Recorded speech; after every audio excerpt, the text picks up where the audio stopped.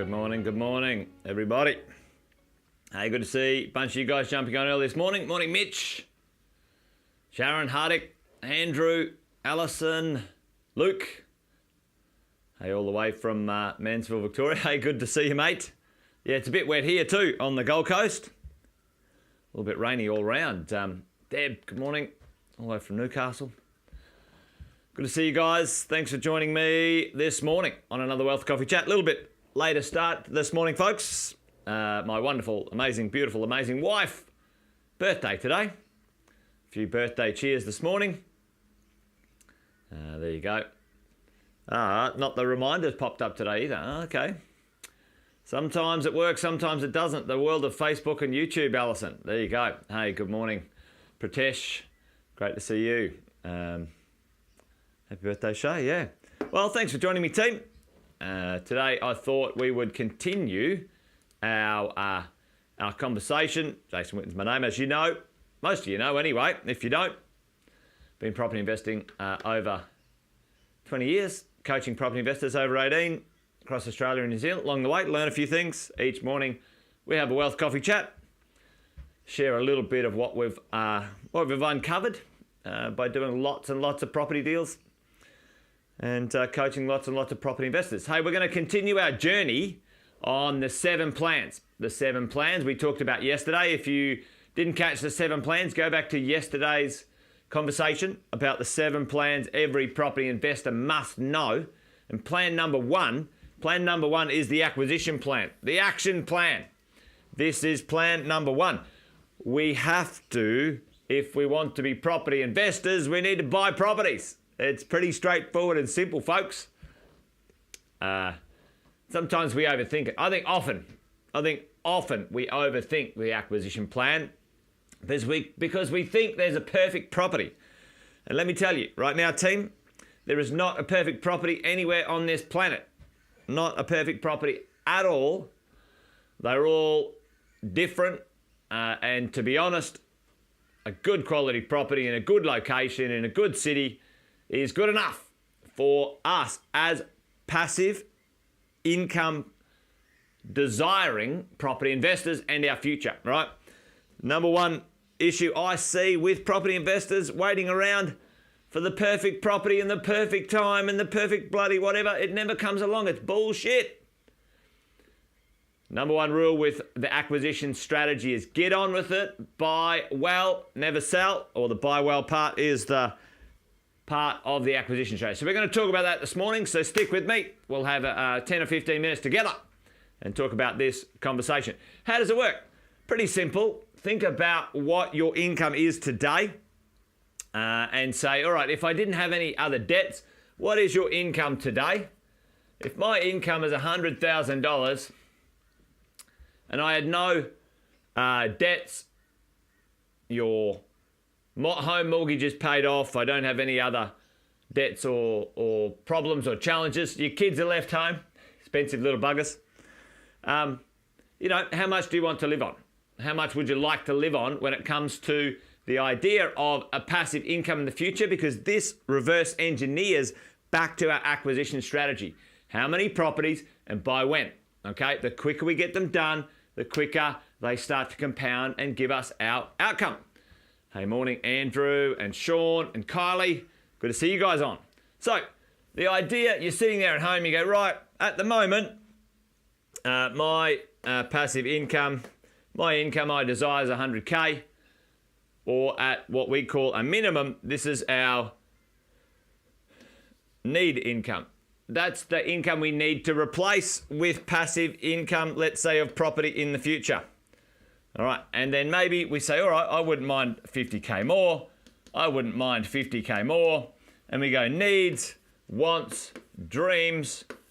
And if we add that up, we go, right, what's it going to take for us to create a $200,000 income, team? $200,000 income for us in the future. When we are property investors, if we're thinking about property investing and we're thinking, all right, what's it going to take for us to create a $200,000 income let's go through what this might look like. Okay, and you can do any version of this you want. You can start at 50 there, you can add 20, whatever you want to do. Let's take a look at what this might do. Now, for some of you guys, you already know some of this mathematics, but let's do it again. Let's do it again. And I'm going to say at a 5% income, on the property. Now, you could drop this to 4%, you can increase it to 6%, whatever you want to do. This morning, we're just going to work through some numbers that are simple and structural as we go along. And Luke's already done it. Boom. He's cut to the chase. It's going to take up the top here in property value terms or thereabouts. This is not exact, but thereabouts. It's going to take $4 million worth of real estate, add a 5% rental return, creating a $200,000 income. All right, so how do we get going on this? All right, so over here, if you look at this, it's going to take $2 million worth there, another mill, and another mill. Actually, I'm going to do that in another color so we can sort of start to see what that might look like. So let's look at this. So, 2 mil, 1 mil, 1 mil. Culminating in that 4 million over here. What is it going to take over here when it comes to the number of properties?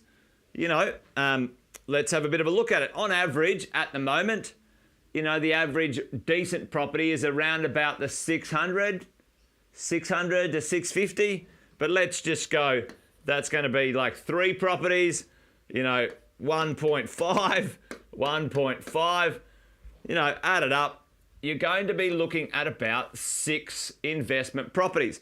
And I always say, you know, it's between 5 and 7 investment properties often when you're building your property portfolio. So if you're sitting there right now and you go, right, what's my acquisition strategy? Which property should I buy? Should I buy a house or apartment or a unit or a townhouse? Wrong questions. Wrong questions. They are the last questions we're asking, ladies and gents, team. What you need to know is how many properties do you need to create the income you desire into the future, and when do you want to do it? Right? When do you want to do it? Do you want to take the next 20 years doing it? Or do you want to get it done in 3 years or 4 years or 5 years? Tell me in the chat, what do you want to do? Do you want to wait 20 years to get 6 done? Or do you want to do 1 a year for the next 6 years? What do you think would be more beneficial to you as a property investor? Because the sooner and the quicker you can purchase your property portfolio ASAP, boom. All right, team. The idea is get it done as quick as possible and always be ready to buy if you can be, okay? So we have our basic idea. And listen, if you were coming along this morning expecting a bit of rocket science conversation, well, I'm going to sadly disappoint you because it's not rocket science. If you can borrow and you can buy, well, buy a good property and keep it for as long as you can, if not forever. That's the simplicity of the conversation. Everything from there becomes complicated because we overthink it. Deploy your capital as soon as possible. Boom. Absolutely, Alison. So here we go. We've got our simple plan. We want 6 properties. It's going to take about 4 million of borrowing and acquisition. If you think about this up here, you know, if you have a look at what total capital in are we going to need? What total capital in are we going to need to get a $4 million portfolio underway? Now, if you borrow at 90% across all of your properties, you need about 600K if you were going to do it all in one day. All right, today, if you had 600K, you could get that done today. Okay? But what do you need to start? Usually you need to start at the moment, about 150. Okay? About 100 to 150. And you can repeat that 150, 200, 3 to 4 times over the next little bit. So it's going to be about 600K in or 600K of equity in the market. delivering $400 million, $400 million, that'd be awesome, $4 million worth of real estate exposure, which is fantastic. And then the secret team is to leave it the bloody hell alone. Seriously, buy it, keep it, get a hobby, leave your properties alone. Good properties, get a good manager, take care of them, away we go. Now, hopefully that makes sense as we get our stuff going here. I do get this question, how do we go about choosing where we are? So there's a few rules. There's a few rules for us, and we like the idea of a few rules. The concept of diversifying.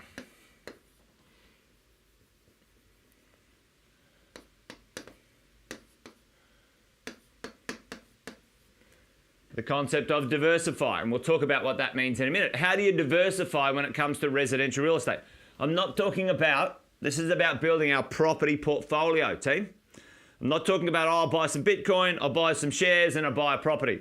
That's not what I'm talking about. I think that may have a place in people's investment portfolios, but if you're talking about your property portfolio, boom, Hardek's been reading Sam's book, 5 City Strategy, absolutely.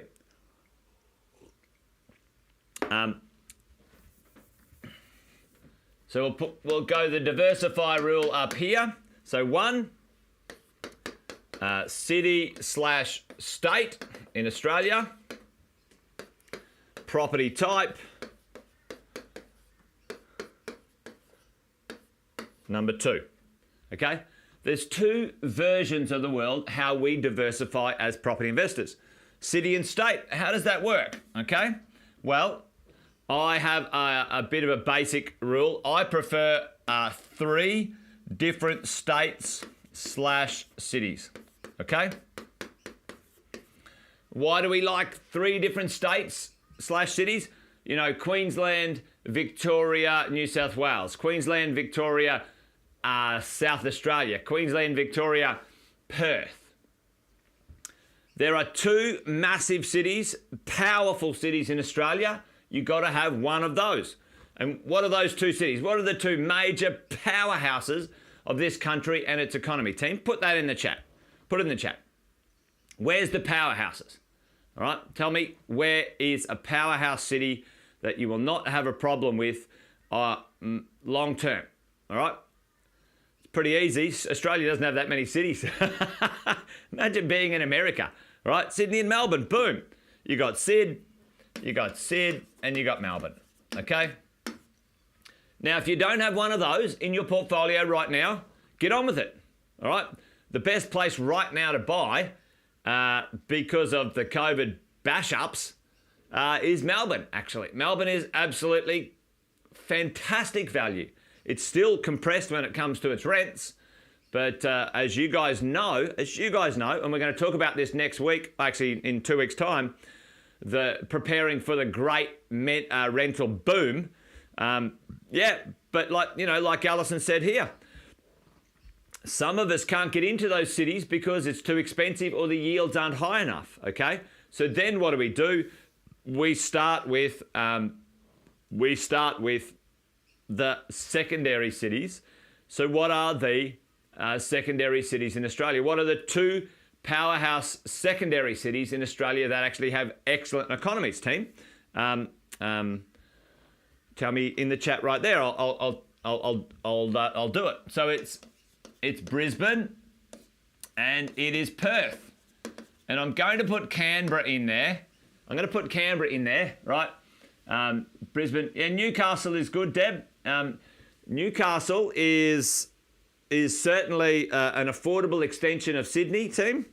So we these days sort of say Newcastle's really kind of a suburb of Sydney. I like Newcastle a lot. It's a great city. And some of those cities, I would say, Sunshine Coast and Gold Coast are connected to Brisbane as well. So, yeah, you've got Perth and Brisbane, 2, 1.5 million people cities that are going to grow significantly. Brilliant. yeah, Hardick, Perth is an interesting city. It's certainly showing some fantastic buying signals at the moment, but it's been in the doldrums for 10 years, all right? So, and the thing is, and I'm glad you put it up, Hardick, we actually have lots of choices.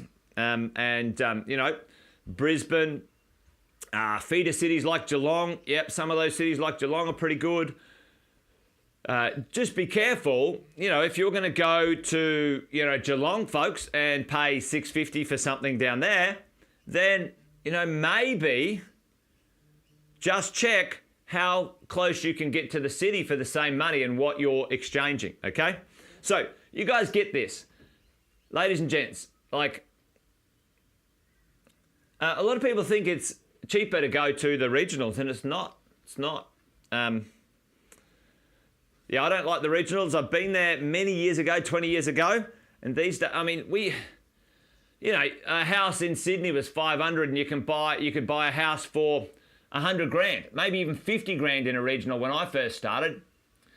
Ladies and gents, now some of the regionals are more expensive than the cities. It doesn't make any economic sense, especially when you analyse their local economies, okay? Travelling tourism economies, sometimes you've got to be careful of.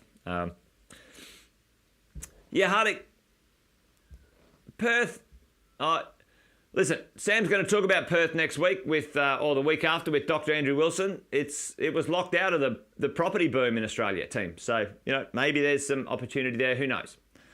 But you're getting the picture. You understand what I'm trying to say, right? And then the property type, we diversify with an apartment, a townhouse, or a house. Okay? Don't make it more complicated than it needs to be, ladies and gents. Team.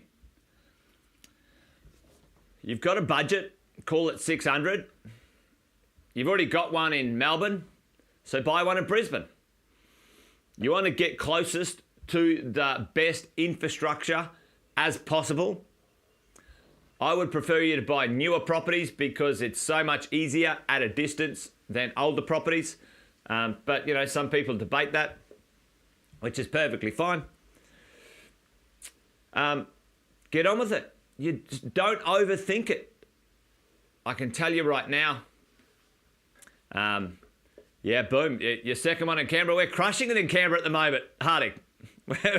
My properties in Canberra are like going gangbusters as we go.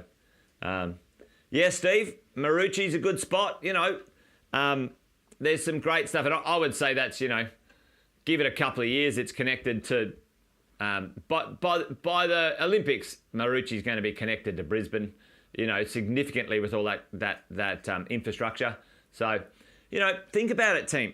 Brisbane's 100% on target to have basically, Noosa to Byron Bay as the catchment area, the livability area of that city. So it's going to be great. Southeast Queensland, we're massive fans of Southeast Queensland for a 10 to 15 year future. So, make sure you get on it. Yep. Overthinking leads to analysis paralysis. So, I have, and we don't have time today, but I'm just going to quickly show you something here.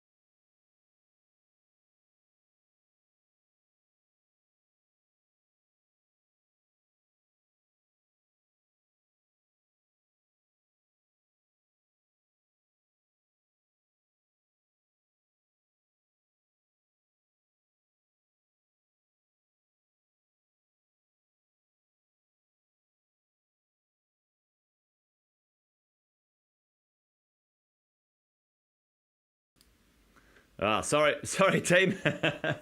My God, I went on to one of the scenes and it didn't have the mic installed. So, well, there you go. The problem with live television. Yep, here we go. Hopefully you guys are still with me. We've got it back. So I've got my passive income calculator here. So right, it's 2022 right now. It's 2022 right now, team. I've got a 20-year goal. I want a passive income of $200,000. You know, what's it going to do? I'm going to say, okay, 2042, we're going to have a crack at this. And I've got my personal place of residence, my PPR. All right, so let's go ahead and we'll add our first investment property. All right, add our first investment property. And as you can see here, you can see the calculator starts to shift. And with one investment property, my passive income in 20 years' time, $35,000. Let's add a second investment property. Getting a bit closer. Let's add a third investment property. On our way, you know, add a fourth investment property. Fantastic. And add a fifth investment property. Happy days, right? So now I've just quickly showed you the calculator here, and there's a lot of. Give me a shout out. I think I just fixed the audio, team. So let me know if it's fixed a bit or I've been just talking to myself. But you know, look at this. As we go along, you know, we've been able to purchase our investment properties. Over 20 years' time, they've started to pay themselves off because, listen, we put them on interest only for as long as we can while we've got our acquisition phase going. And then at some point, the lenders will make you pay them off. All right? That's just the way it is. And so we achieved this with 6 investment properties. Look at this. Now, if we go back here,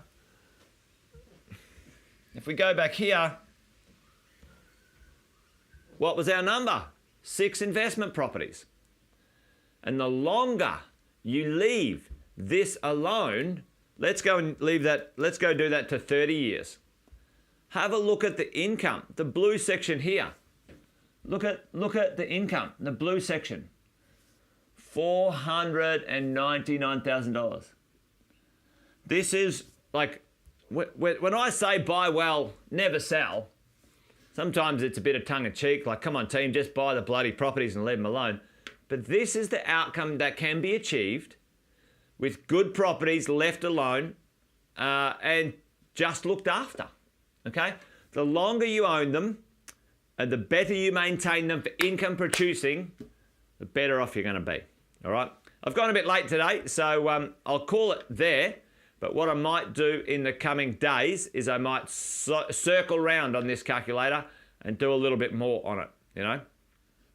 And I haven't even added, and I'll do this at the end of the 7 plans. We have a plan at the end called the acceleration plan. And let me show you the acceleration concept. The acceleration concept at the end of this, where you can really boost your income as we go. All right. Yeah, Steve, it could be much higher, mate, for sure. I always just put a growth rate in of 4% to be really conservative. You know, the interest rates, you know, probably could be adjusted over time. You could probably put them at maybe 4%, you know, just to make sure it, you know, levels out. You know, rent growth rate, you know, maybe that could be a bit lower, a bit higher. So, you know, you have a look at that. And this is actually, you make a good point there, Steve, just for a second. You know, the capital growth could be a bit higher, but the important part, did you see that change? That passive income change? The important part, folks, is if your property isn't in an area that's going to sustain good quality rent growth in the future, it's going to be like, it's the difference of 4% rent growth compounding over time compared to a 2% rent growth compounding over time, okay, is the difference of nearly $250,000 worth of income, okay, as you go. Oh, Joe, great question. What if they say you can't borrow anymore? Boom, mate. Well, number one, that might be the case. Often, Joe, I have found that is not the end of the story. You've asked one lender a question and they're not giving you a solution. Joe, if you want to find a solution, you need to work with people like myself and our coaches who can give you future solutions. There's a number of ways to improve your borrowing power and your ability to buy your next property. You need someone who's creative. Always.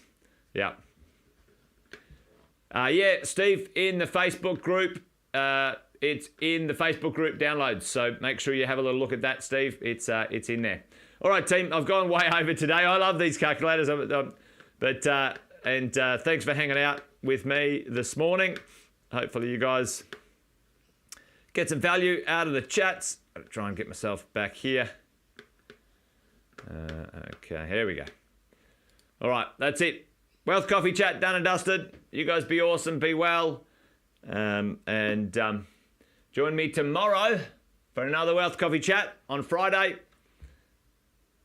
Thanks, team. Bye-bye.